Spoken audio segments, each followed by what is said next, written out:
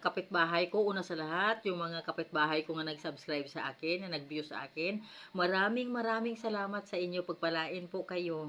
Maraming salamat sa inyo sa pagpatuloy nyo na pagsuporta at pag-view sa akin. Maraming salamat sa mga kapatid ko na nagpatuloy na nag-subscribe, nagpa-follow sa akin sa FB. Maraming salamat sa inyo at pagpalain po kayo sa bawat araw ng inyong buhay. Sa lahat ng mga kapatid ko na nag-view sa akin, maraming salamat sa inyo. Hindi ko makalimutan yan hanggang sa ako habang ako'y nabubuhay. Maraming salamat sa inyo. Sa mga kamag-anak ko, maraming salamat sa inyo sa tulong ninyo sa akin, sa pag-subscribe ninyo sa akin. Shout out sa inyo lahat. Shout out sa mga kakilala ko na patuloy din na nag-view sa akin, patuloy din na nag-subscribe sa akin, patuloy din na nag-follow sa akin. Maraming salamat sa inyo. At higit sa lahat, maraming salamat sa mga kaibigan ko na nag-subscribe sa akin. Higit sa lahat na nag-follow rin sa akin sa FB ko. Maraming salamat sa inyo. Shout out sa inyong lahat. At higit sa lahat, shout out sa mga hindi ko kakilala na nag-subscribe sa akin, sa mga hindi ko kakilala na nag-view sa akin, sa mga hindi ko kakilala na patuloy susuporta sa akin na panood. Maraming salamat sa inyo. Pagpalain po kayo. Naway ang Diyos na po bahala magbalik sa inyo sa ginawa nyong kabutihan po sa akin. Maraming salamat sa inyo. Pagpalain po kayo. Kung sa lahat ng mga hindi ko nababanggit, maraming salamat sa inyo sa patuloy nyo pag-follow, pag-like, pag-subscribe,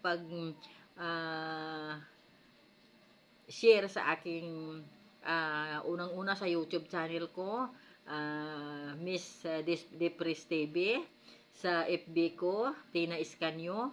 Maraming salamat sa inyo. Pagpalain po kayo at shout out sa inyong lahat.